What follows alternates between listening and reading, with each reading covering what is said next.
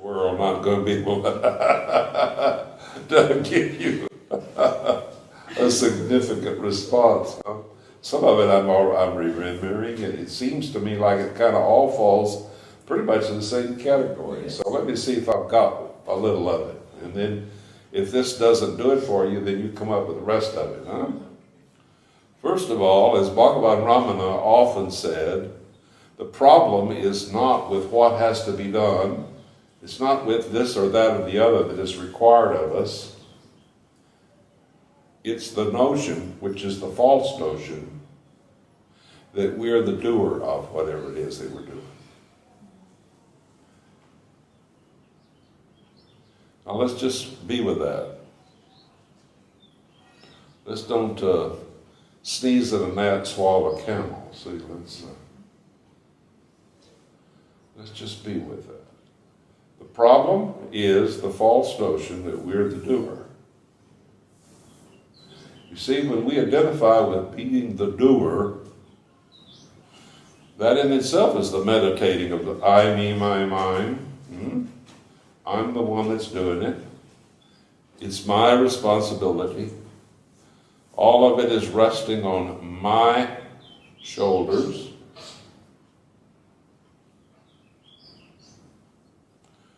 If I don't do it and get it done, it's no one else is going to do it. I'm the one that's responsible. Who else can I depend upon? Who's going to do it as well as I do? Is anyone here? So you see how questions or sharings can and often do relate to all of us in some way. But look and see. If we are identified with being the doer, we're carrying the burden. Bhagavan used to say, when you get on a train, do you carry your luggage or your bundles in your own lap or on your own head to your own discomfort? Nowadays, it's air travel.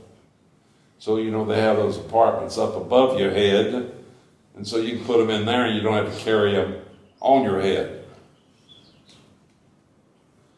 Or they have the luggage compartment, you see, which is called checked baggage.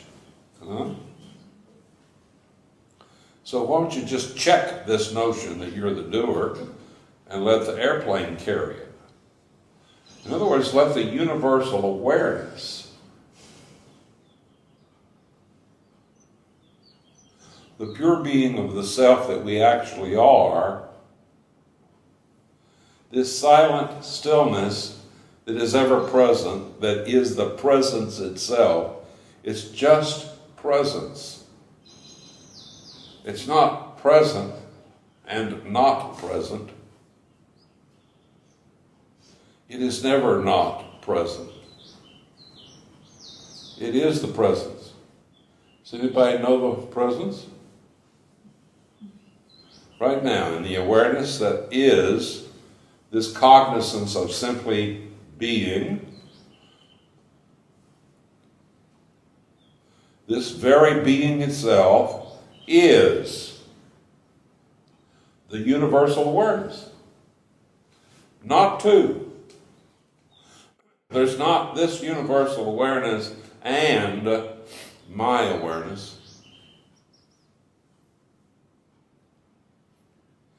Now, in all due respect, if you are actually identified with and believing incorrectly that there is a universal awareness and my awareness, where did this I or my come from?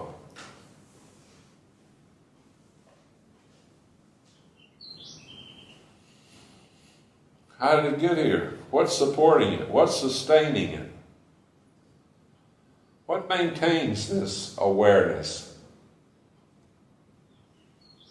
This moment, right now.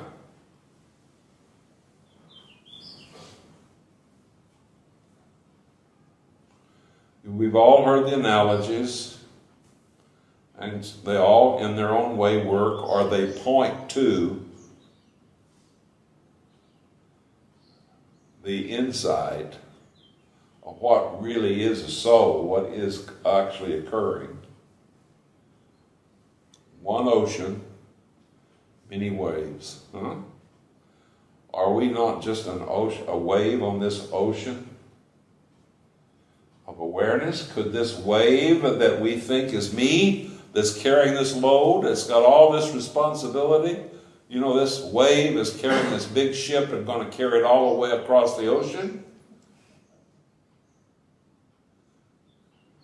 Isn't it the sea, isn't it the ocean that is carrying the ship? Not the wave. But if we're identified with our wave nature, meaning believing incorrectly, identified with incorrectly the sense of being a me, tune in with that sense of being a me. What does it feel like right now, this moment? No judgment, just look. Do you got one? Do you have a me?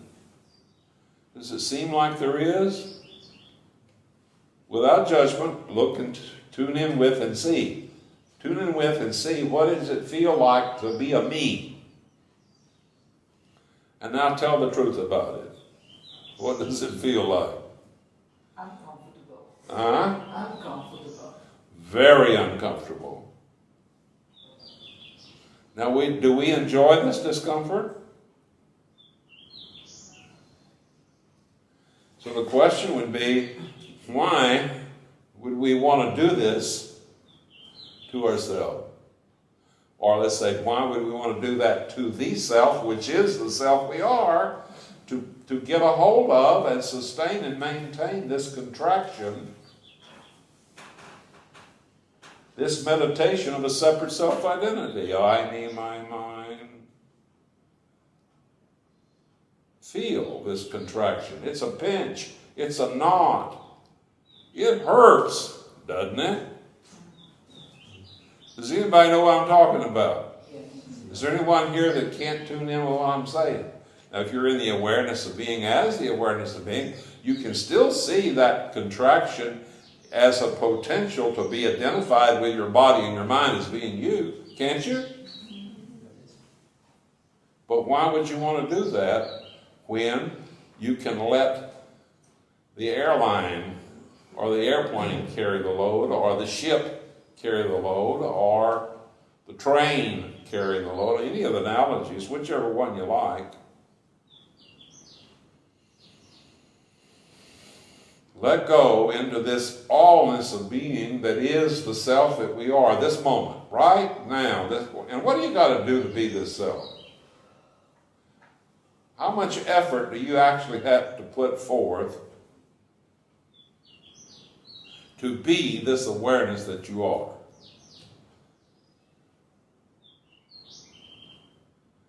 Any? Does it take any effort?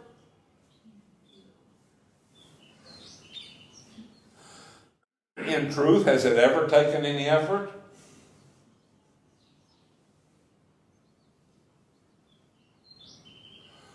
Well, if it doesn't take any effort to abide in the awareness of being, why don't we abide in the awareness of being, which is what we are, instead of identifying with the contraction, the body-mind identification, which we're not? Has anyone ever heard this?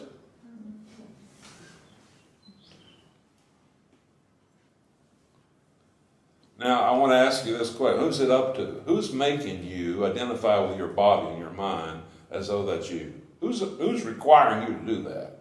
Who is imposing this limitation, this prison? Who has confined you into this prison? Who? Who's doing it to you?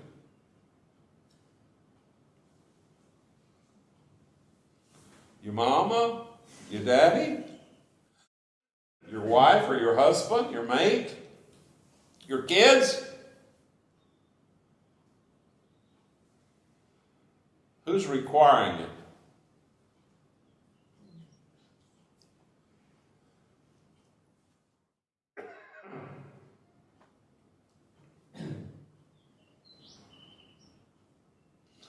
So if we get in touch with this primal contraction,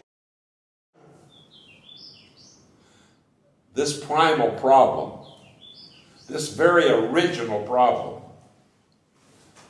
don't we see that every other seeming problem stems from this one? Can we see it? Well, come on here. If we deal with this one, what happens to the rest of them? Do we get that there's not a lot of things to do? In order for our life to run smoothly, happily, joyously, freely, that there's not a lot of things to do? We just got this one thing to do, and this is to just free ourselves from this one thing that's incorrect. And then we look and see, no judgment, but really look and see almost with humor.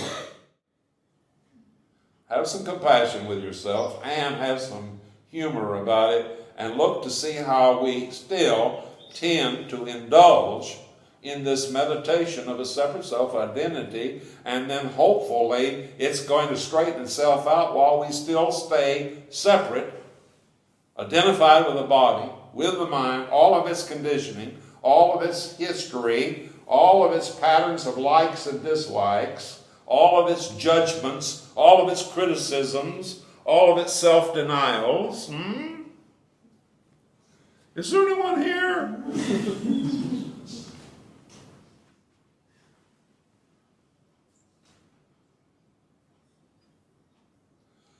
This is something you don't have to think about. Just look.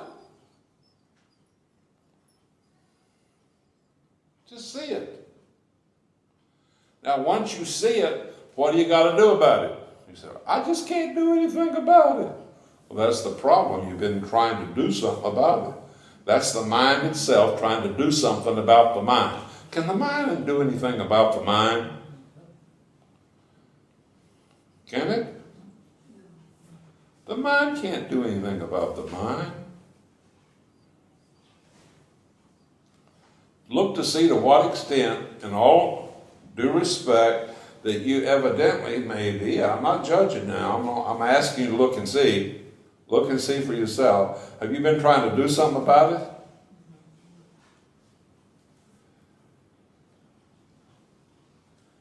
Have you been trying to fix it?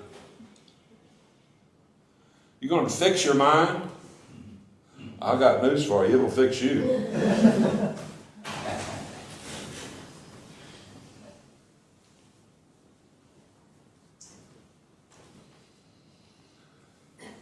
So when I say freedom, is not freedom for the ego mind, not freedom for this self you think you are. Are you with me? It's freedom from this ego mind. Freedom from this self you think you are.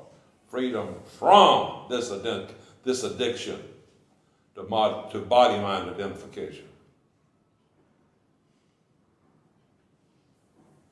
Very simply, you got a body. You have a body. Is anyone here doesn't have a body?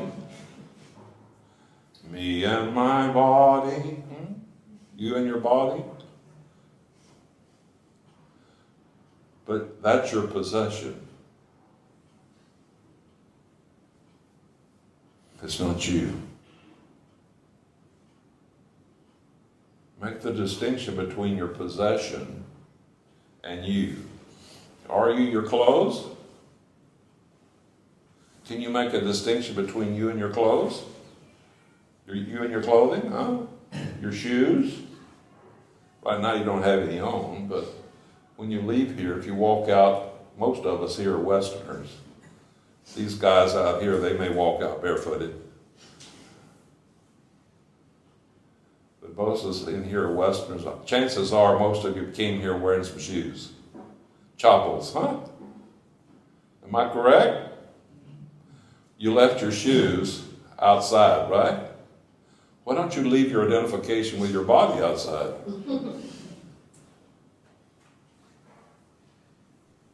Why not? Let go. Let go as, in and as, right now. Feel it right now. When do you want to be free?